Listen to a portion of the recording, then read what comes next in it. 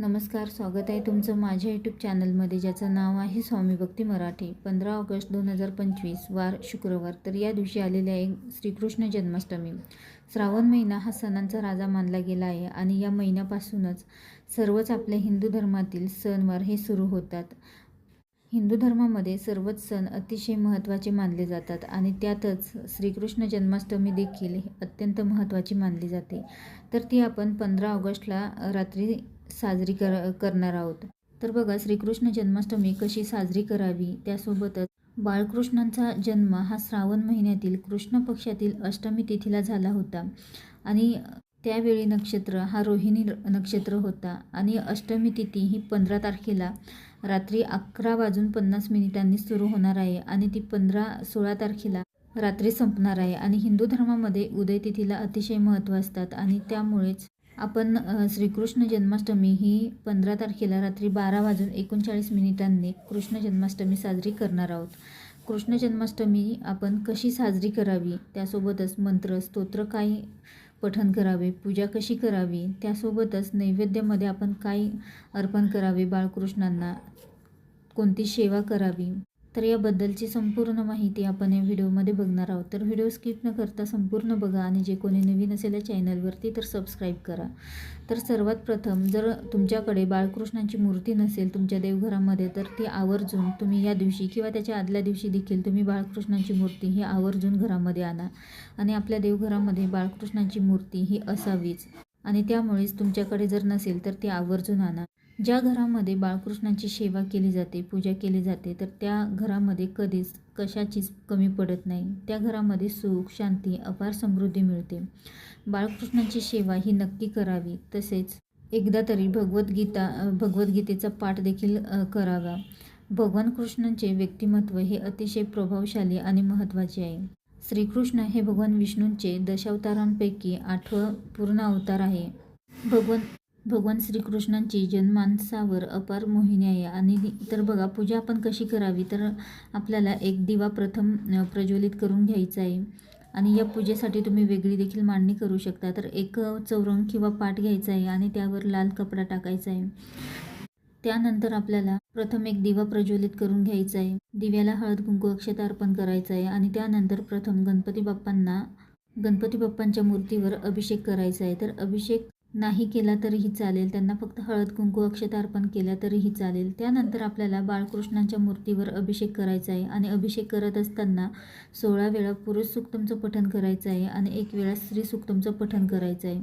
16 वेळा शक्य नसेल तर तुम्ही 1 वेळा तरी केलं तरीही चालेल. त्यासोबतच ओम नमो भगवते वासुदेवाय नमः या मंत्राचा जप देखील करायचा आहे आणि हा जप आपल्याला 108 वेळा करायचा आहे.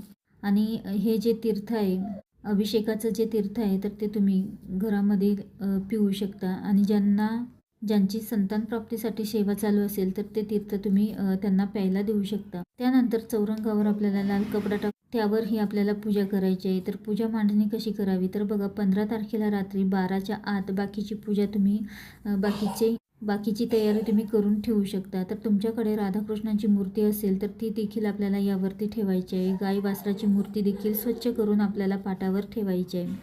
त्यानंतर तुमच्याकडे छोटासा पाळणा असेल तर तो देखील आपल्याला या चौरंगावर ठेवायचा आहे मधोमध. आणि बाळकृष्णांच्या मूर्तीवर अभिषेक झाल्यानंतर त्यांना वस्त्र परिधान करायचे आहे.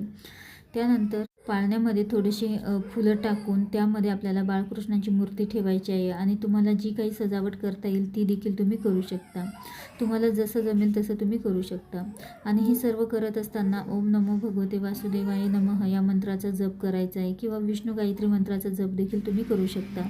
त्यानंतर बाळकृष्णांना अष्टगंध लावायचा आहे. त्यांची आवडत्या वस्तू त्यांना अर्पण करायच्या आहेत.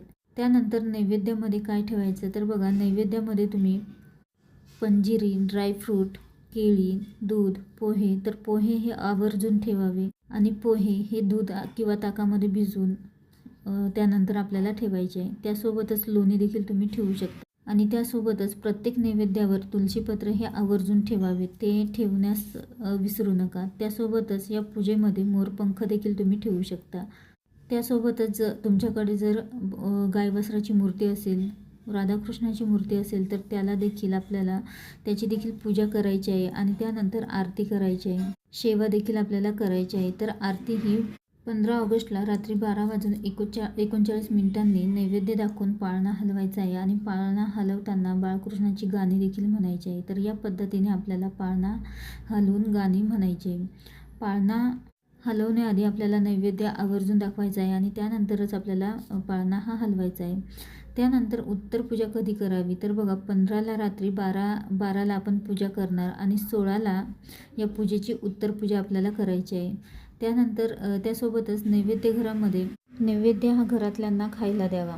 त्यानंतर उत्तर पूजा करताना बाळकृष्णाच्या मूर्तीवर परत अभिषेक करून त्या बाळकृष्णाची मूर्ती जागेवर ठेवावी. म्हणजे देवघरामध्ये आपण ज्या ठिकाणी ठेवतो तर त्या ठिकाणी ठेवावी.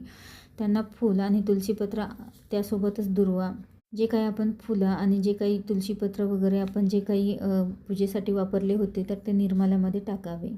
त्यासोबतच 15 तारखेला जेव्हा पाळणा हलवतो आपण तर त्यानंतर आपण सेवा काय कराव्या तर बघा, भगवद्गीतेचा 15वा अध्याय पठण करायचा आहे, गीतेची नावे पठण करायची आहे आणि त्यासोबतच एक मंत्र देखील आपल्याला म्हणायचा आहे. तर तो मंत्र असा आहे, क्ली कृष्णाय गोविंदाय गोपीजन वल्लभाय स्वाहा. तर या मंत्राचं पठण देखील करायचं आहे. तर हा मंत्र जाप तुम्ही सामूहिक देखील करू शकता किंवा 11, 21 किंवा 108 वेळा, तुम्हाला जितक्या वेळा जमेल तितक्या वेळा तुम्ही पठण करू शकता. त्यासोबतच या दिवशी आपल्याला जागे राहायचं आहे आणि घरातल्या सर्वांनी देखील जागे राहायचे आहे. फक्त जे काही आजारी मुलं असतील किंवा लहान मुलं असतील, गर्भवती स्त्रिया असतील तर त्यांचं ठीक आहे, पण बाकीच्यांनी सर्वांनी या दिवशी जागं राहायचं आहे. तर असं अगदी साध्या आणि सोप्या पद्धतीने आपल्याला 15 ऑगस्ट 2025ला श्रीकृष्ण जन्माष्टमी ही साजरी करायची आहे. व्हिडिओ आवडला असेल तर लाईक करा, कमेंट करा, शेअर करा आणि सबस्क्राईब करा. श्री स्वामी समर्थ.